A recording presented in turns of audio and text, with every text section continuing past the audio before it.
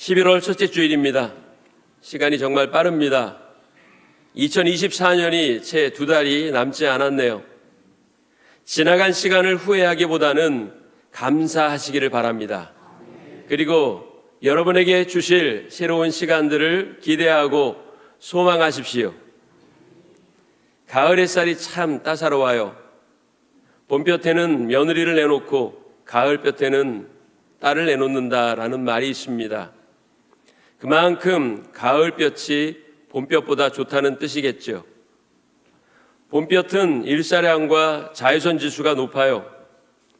반면 가을볕은 곡식을 연글게 하고 과실을 잊게 합니다. 요즘 산책하면서 제가 자주 하는 말이 있습니다. 요즘처럼 좋은 계절이 없다는 것입니다. 그만큼 날이 청명하고 시원합니다. 하늘은 푸르고 높아요. 하나님이 주신 아름다운 계절을 만끽하시기를 바랍니다. 언제나처럼 함께 인사합니다. 당신은 가을 햇살보다 더 따뜻하고 아름다운 분입니다. 반갑습니다. 사랑합니다. 당신은 가을 햇살보다 더 따뜻하고 아름다운 분입니다. 반갑습니다. 사랑합니다.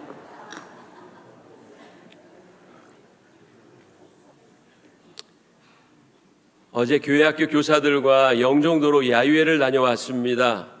좋은 사람들과 함께하는 좋은 나들이였습니다. 영종도는 인천광역시 중구에 있는 면적 125.7 제곱킬로미터의 섬으로서 한국에서 6번째로 큰 섬입니다. 영종도의 원래 면적은 지금보다 작았습니다. 그러나 인천국제공항을 건설하기 위해 대규모 간척 사업이 진행되어 현재의 면적을 가지게 되었죠. 전체 면적의 절반이 인천국제공항 부지라고 합니다. 과거에는 4개의 섬, 즉 영종도, 신불도, 삼목도, 용류도로 나뉘어 있었으나 간척 사업을 통해 하나의 섬이 되었습니다.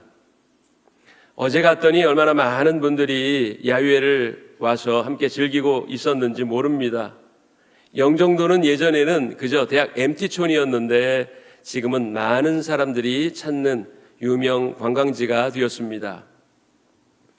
영종도는 영종 국대조시로의 개발이 지금도 한창 진행 중인데 차후 개발이 완료될 시에는 인구 17만 명이 넘는 수도권 중소도시 규모의 신도시로 변모할 예정이라고 합니다.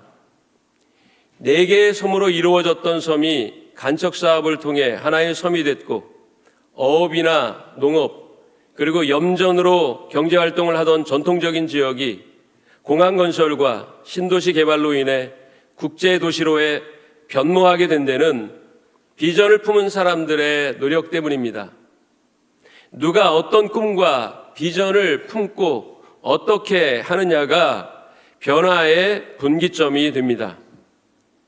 환경이 좋아도 꿈과 비전이 없으면 아무런 변화도 이룰 수 없습니다.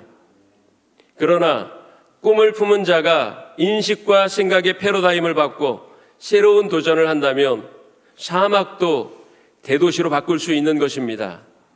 그 대표적인 데가 미국 라스베가스입니다. 우리의 삶도 마찬가지입니다. 안 된다, 할 수 없다, 이전에도 그랬다, 불가능하다라고 말하면 그리고 그렇게 생각하면 진보는 불가능합니다. 그러나 꿈과 비전을 품고 긍정적인 생각과 행동을 한다면 상상할 수 없었던 기대하지 못했던 놀라운 일들이 일어나게 될 것입니다. 안 된다고 말하지 마십시오. 끝이라고 절망하지 마십시오. 아무도 나를 도와줄 리가 없다고 포기하지 마십시오. 우리에겐 하나님이 계십니다. 하나님이 여러분과 함께 하십니다. 여호와 이레 예비하시는 하나님, 여호와 샬롬 평안을 주시는 하나님, 여호와 니시 승리의 하나님이 삼양교회 성도들과 함께 하십니다. 오늘은 유다의 3번째 왕인 아사 왕의 이야기를 전해드리려고 합니다. 아사 왕의 재위 기간 유다가 평안했다고 우리에게 알려줍니다. 역대하 14장 1절입니다. 아비야가 그의 조상들과 함께 누움에 다윗성에 정사되고 그의 아들 아사가 대신하여 왕이 되니 그의 시대에 그의 땅이 10년 동안 평안하니라. 태평성대를 이루었다고 했습니다. 아사는 통치 초기 우상을 제하고 산당을 없애는 일에 주력했습니다. 그리고 여호와의 율법과 법도를 세우는 일에 힘썼어요. 종교와 정치 그리고 국방 분야에도 뛰어난 리더십을 발휘했습니다. 큰 방패와 창을 잡는 자가 30만 명, 작은 방패를 잡으며 활을 당기는 군사가 28만 명이나 되었습니다. 58만 이상의 강력한 군사력과 요새와 같은 성읍들, 그리고 뛰어난 리더십이 있었지만 갑작스러운 위기가 아사 왕과 유다 제국에 불어닥칩니다. 우리의 삶에도 늘 위기는 있습니다. 그러나 위기의 때를 어떻게 극복하고 슬기롭게 대처하느냐가 중요합니다. 성도에게는 믿음이라는 강력한 무기가 있습니다. 믿음은 환경이나 상황보다 훨씬 강합니다. 믿음은 모든 걸 이기게 하는 능력입니다. 믿음은 모든 것을 변화시키는 능력입니다. 믿음의 능력으로 어려움이 닥쳐오는 순간에도 이겨내시기를 바랍니다. 솔로몬 왕 때 남북분단, 그리고 르호보암 왕의 우상숭배로 인한 국가위기, 아비야 왕의 짧은 국정운영으로 흔들리던 국가의 통치 근간이 아사 왕의 성공적인 국가운영으로 제자리를 찾고 안정이 되나 했는데 또다시 어려움이 찾아온 겁니다. 구수 사람 세라가 유다를 공격해 왔는데 자그마치 100만 명의 군사를 이끌고 공격했습니다. 아사의 군대도 결코 작지 않은 규모였지만 세라의 군대에 비하면 턱없이 전력이 기울었어요. 아군 1명이 적군 2명과 맞서 싸워야 하는 형국인 겁니다. 큰 위기를 만난 아사는 과연 이 위기를 어떻게 슬기롭게 헤쳐갔을까요? 아사가 택한 방법은 인식의 전환이었습니다. 따라해 봅시다. 인식의 전환. 이것은 일반적인 상식을 믿음의 생각으로 바꾼 것을 뜻합니다. 인식의 전환이란 선입견을 버리고 편견을 고치는 데서 출발하는 겁니다. 콜럼부스가 신대륙을 발견하고는 의기양양하게 돌아왔는데 그를 시기하는 사람들은 비아냥거리며 그의 공로를 인정하지 않아요. 어차피 그 신대륙은 그곳에 예전부터 있었고 누구라도 발견할 수 있었으니 당신이 한 일은 대단한 일은 아니지. 그의 업적을 깎아내리려고 했습니다. 그때 콜럼부스는 달걀 하나를 가져다가 그들에게 보이면서 여러분 중에 누구라도 이 달걀을 모로 세우는 사람이 있으면 한번 해보십시오. 아무도 하지 못했습니다. 그 둥글둥글한 계란을 어떻게 탁자에 모로 세울 수가 있단 말입니까? 콜럼부스는 아무도 하지 못하자 그 계란 밑부분을 살짝 깨고는 탁자 위에 세웠습니다. 그러자 사람들은 또다시 수군댑니다. 에이, 그렇게는 누가 못하나, 아무것도 아닐세 그려 하고 말했습니다. 그러자 콜럼부스는 수군대는 대중들에게 이렇게 말합니다. 남이 한 것을 보면 쉬워 보이고 누구라도 따라할 수 있다고 생각하지만 처음 그것을 생각했다는 것이 중요한 거지요. 그래서 우리는 그것을 콜럼부스의 달걀이라고 말합니다. 인식의 전환, 패러다임의 전환을 이야기할 때 꼭 얘기하는 것이 콜럼부스의 달걀입니다. 아사가 했던 첫 번째 인식의 전환은 일반적인 상식을 믿음의 생각으로 바꾸었다는 겁니다. 하나님은 처녀 마리아의 몸을 통해 예수 그리스도를 이 땅에 보내셨습니다. 깊은 홍해가 모세가 하나님께 기도하고 홍해로 손을 들자 갈라졌습니다. 안진뱅이가 일어나고 나병 환자가 낫고 죽은 나사로가 무덤 문을 박차고 나옵니다. 도저히 일어날 수 없는 일들이 믿음의 세계에서는 일어납니다. 상식적으로는 이해할 수도 받아들일 수도 없는 일들이 가능해지는 것, 그것이 믿음을 통해 하나님의 능력을 통해 일어날 수 있다고 인정하는 것이 바로 신앙의 세계입니다. 우리는 믿음의 세계를 상상의 세계 속에 한정시키는 어리석음을 겪을 때가 있습니다. 믿기는 한다. 그러나 정말로 그 일이 일어날지 나는 모른다. 그럴 수도 있고 아닐 수도 있다라고 말합니다.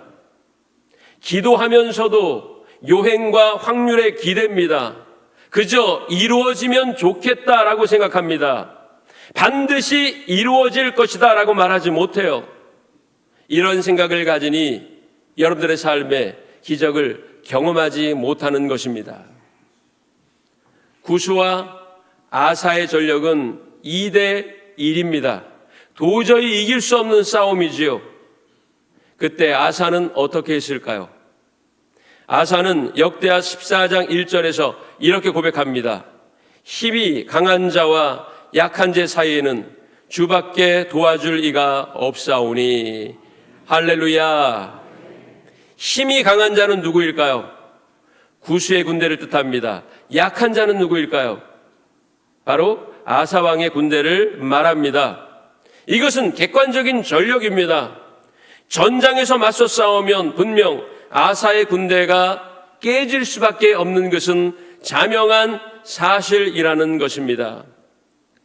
유다가 약한 것은 맞아요. 전쟁에서 질 것도 뻔합니다. 그러나 그 강한 자와 약한 자 사이에 누가 계시다는 겁니까? 하나님이 계십니다. 하나님이 계시기에 우리는 비록 약해도 이길 수 있는 것입니다. 위기를 극복할 수 있는 겁니다. 아사왕은 14장 11절에 계속 고백합니다. 주의 이름을 의탁하옵고 이 마른 무리를 치러 왔나이다. 저 구절을 읽어보면 좀 이상한 부분이 있지 않습니까? 누가 공격한 겁니까? 세라가 공격한 겁니다. 그런데 아사왕은 뭐라고 고백해요? 주의 이름을 의탁하고 이 많은 무리를 치러 왔다. 공격의 주체가 자기와 유다의 군대라고 말하고 있습니다.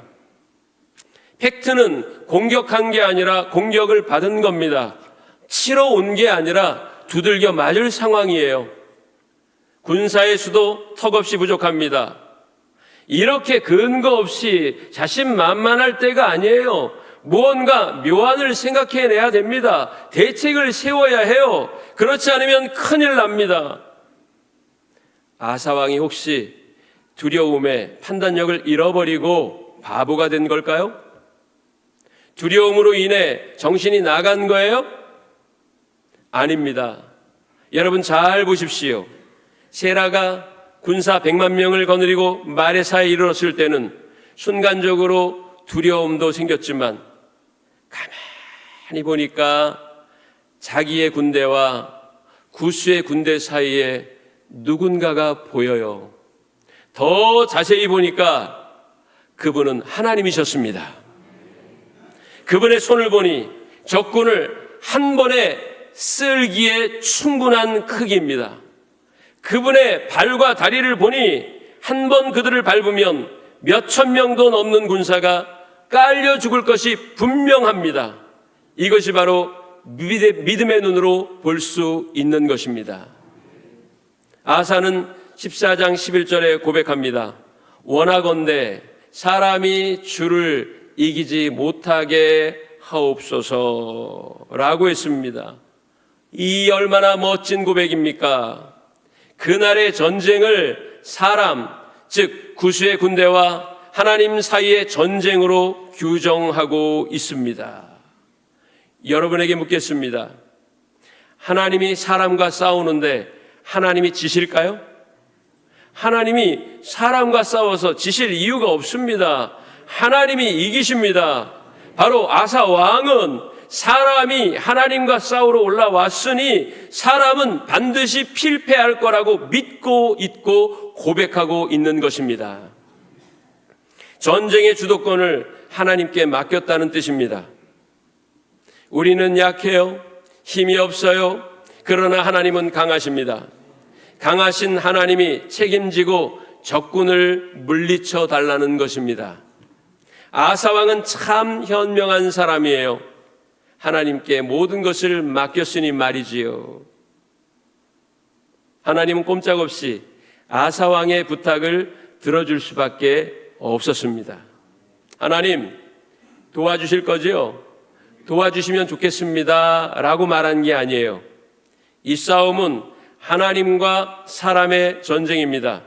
구수 사람들과 하나님과의 싸움입니다. 어떻게 하실래요? 두 손 놓고 계실래요? 그러다가 하나님 스타일 구겨져요.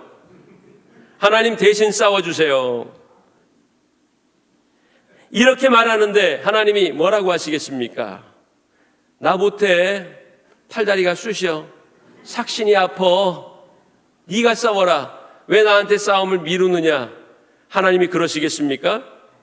하나님이 자존심이 있지 어떻게 인간과의 싸움에서 지실 수가 있겠습니까? 아사왕의 위트 있는 고백입니다. 우리가 왜 용기를 잃어버립니까? 우리와 그들, 우리와 사단, 우리와 문제 사이에 계신 그분을 못 보기 때문입니다. 하나님을 보지 못하기 때문입니다. 플라톤은 이데아론을 설명하며 동굴의 비유를 말합니다. 돌아볼 수 없는 사람이 있는 동굴에 뒤에서 빛이 비추면 사람들은 그림자를 보고 그것이 실체라고 느낀다는 거예요. 그러나 여러분, 그림자는 실체가 아닙니다. 그냥 그림자, 허상일 뿐이라는 거예요. 실체는 빛이신 하나님입니다. 우리가 하나님을 등지면 실체이신 하나님을 보지 못하게 되고 능력의 하나님을 의지하지 못하게 되므로 두려움과 공포만이 우리의 삶을 휘감을 겁니다. 여러분, 세상을 향한 여러분들의 시선을 돌아 하나님을 바라보시기 바랍니다. 빛이신 하나님을 바라보시기 바랍니다. 레오나르도 다빈치의 최후의 만찬은 미술사의 획기적인 작품입니다. 르네상스 시대의 원근법과 공간 표현을 가장 완벽하게 구현한 작품이라는데 큰 의의가 있지요. 예수님의 머리, 즉 소실점을 중심으로 각 피사체가 완벽한 원근 효과를 표현해주고 있습니다. 피사체는 멀어질수록 작게 표현이 됩니다. 하나님을 여러분의 가장 가까운 곳에 모시기 바랍니다. 물질, 인기, 권력, 명예, 지식, 인간관계 등을 나와 가까운 곳에 위치시키고 하나님을 저 먼 곳에 계시게 하시니 하나님이 작게 보일 수밖에 없는 겁니다. 하나님의 능력이 아무것도 아닌 것처럼 생각되는 겁니다. 신앙이란 바로 이런 거예요. 하나님을 가까이 하십시오. 그러면 자연적으로 여러분들의 삶의 문제들은 멀어지게 될 겁니다. 작게 보이게 될 겁니다. 아무것도 아닌 것처럼 여겨지게 될 겁니다. 초점을 바꾸십시오. 앞에 계신 하나님께 여러분의 시선을 고정시키기 바랍니다. 아사가 하나님을 의지하고 전쟁의 승패를 맡겼을 때 어떻게 되었습니까? 역대하 14장 12절 말씀 보니 이렇게 나옵니다. 같이 읽어볼까요? 여호와께서 구수 사람들을 아사와 유다 사람들 앞에서 치시니 구수 사람들이 도망하는지라. 아멘. 이 구절은 참 재미있습니다. 구수 사람을 누가 쳤다고요? 하나님 여호와가 치셨다고 했습니다. 그럼 아사 왕과 유다 군사들은 뭘 한 겁니까? 구경하고 있었습니다. 아사와 유다 사람들 앞에서 치시니라고 했어요.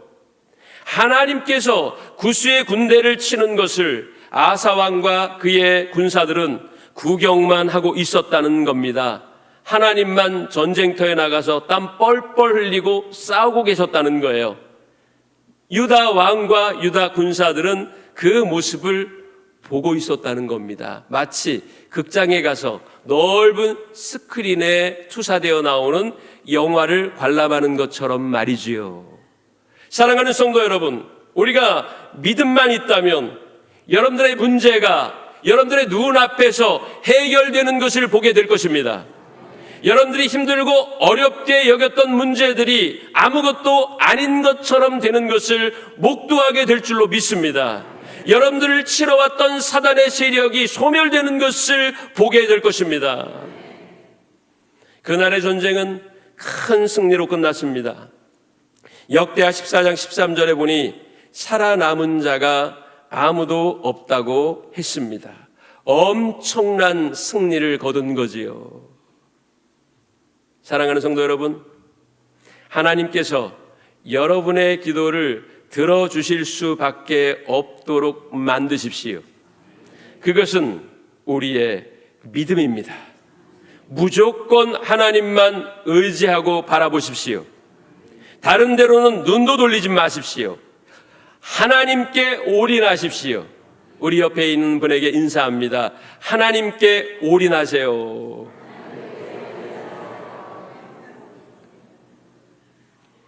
아사는 북이스라엘의 여로보암 왕이 우상숭배에 골몰할 때 하나님을 바라보았어요. 역대하 15장 3절 말씀 보니까 이스라엘에는 참신이 없고 가르치는 제사장도 없고 율법도 없은 지가 오래되었다고 했습니다. 여로보암은 북이스라엘을 창건하며 제일 먼저 무엇을 했습니까? 베델과 단에 금송아지 우상을 만들었습니다. 백성들로 하여금 그 금송아지 우상이 하나님으로 생각하며 그에게 경배하라고 했습니다. 우상숭배로 나라 경영을 시작한 거예요. 첫 단추가 잘못 끼워지니 나라는 늘 불안하고 위태로울 수밖에 없었습니다. 하나님의 사람들이 하나님을 의지하며 바라보는 것이 아니라 사람을 바라보며 헛된 물질의 우상 앞에 절하니 결코 행복을 누릴 수가 없는 것이지요. 우리 믿음의 사람들은 판단 기준이 달라야 합니다. 하나님의 눈으로 모든 것을 볼 수 있어야 합니다. 많은 신앙인이 오해해요. 자기들이 세운 방법에 하나님은 그저 조력자로 역할해 주시기를 바랍니다. 말로는 하나님의 뜻대로 하십시오. 하나님이 앞서시면 저는 뒤따라가지요 라고 하지만 정작 자기 주도권을 놓지 않습니다. 자기 고집을 꺾지 않아요. 그래서 하나님의 뜻이 온전히 우리의 삶에 구현이 되지 않는 겁니다. 어리석은 자는 하나님의 수첩에 전혀 다른 계획이 적혀 있다는 사실을 모릅니다.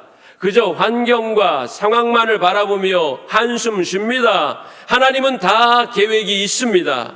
우리 옆에 있는 분들과 다시 한번 인사합니다. 하나님은 당신을 사랑하시며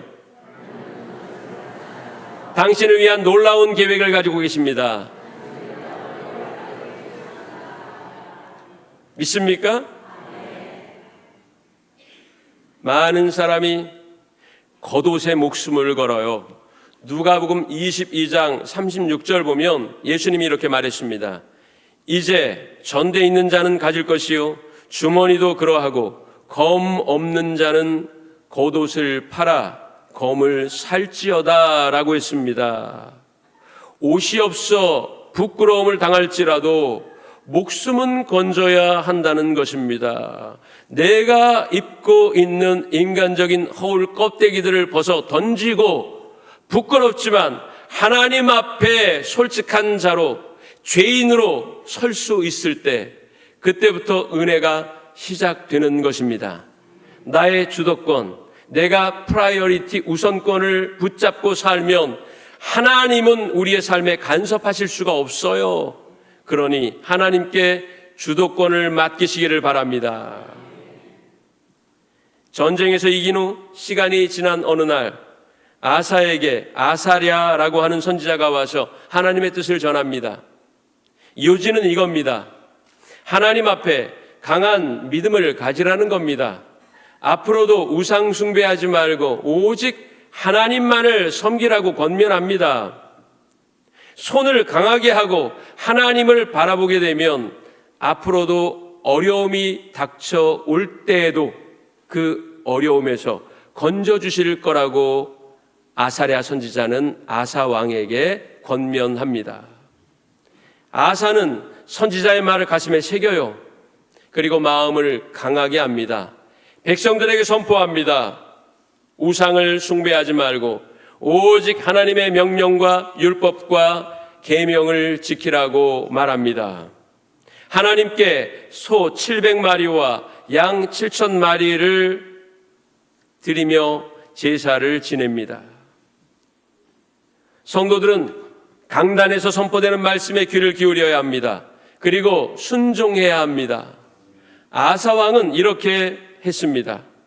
역대하 15장 15절 말씀 보니까 온 유다가 이 맹세를 기뻐한지라 무리가 마음을 다하여 맹세하고 뜻을 다하여 여호와를 찾았으므로 여호와께서도 그들을 만나주시고 그들의 사방에 평안을 주셨더라. 할렐루야. 하나님께서 그들을 만나주시고 그들의 사방에 평안을 허락해 주셨습니다. 태평성대가 찾아온 겁니다. 인간이 의도하에서 생긴 태평성대가 아니라 하나님이 허락하신 태평성대입니다. 여러분, 마약을 하는 사람은 그 약이 주는 거짓 쾌락에 속아 중독이 된다고 합니다. 마약 성분이 혈액 속에 녹아들어가 중추신경을 마비시키고 호르몬 작용을 교란하여 기분이 일시적으로 좋아지는 것처럼 착각하게 만듭니다. 그래서 마약에 취해 현실 감각도 상실하고 몸이 망가지는 걸 모른 채 환각을 현실로 착각하면서도 그것이 진짜 행복이라고 한다면 이 얼마나 어리석은 일이겠습니까? 마취제를 투여하면 통증에 대한 감각이 무뎌져서 물리적 자극이 가해져도 아프지 않게 됩니다. 그래서 큰 수술도 가능하게 되는 겁니다. 마취제는 질병을 완화하고 근본적 치유를 위해 제한적으로 사용해야 합니다. 그래서 마취과 의사가 따로 있는 거예요. 수술하는 의사가 마취하지 않고 마취과 의사가 정해준 대로 마취약을 투여하는 겁니다. 자, 도에 맞게 사용해야 수술 후에도 후유증이 남지 않게 되는 거예요. 마취제에 취해 아프지 않다고 자극까지 없어진 건 아니잖아요.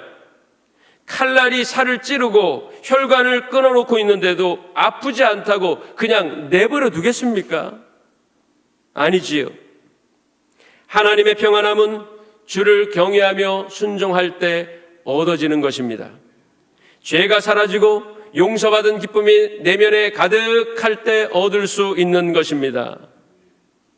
유다 백성들이 소 700마리와 양 7,000마리로 여호와께 제사했다는 건 우상 숭배하던 자기들의 행위를 뉘우치고 이제 온전히 하나님만 섬기겠다는 결단인 겁니다. 나의 삶을 하나님께 드립니다 라는 뜻인 겁니다. 그때 얻을 수 있는 것이 평안이요 태평성대입니다. 그 평안을 얻는 사명교회 성도들이 되시기를 바랍니다.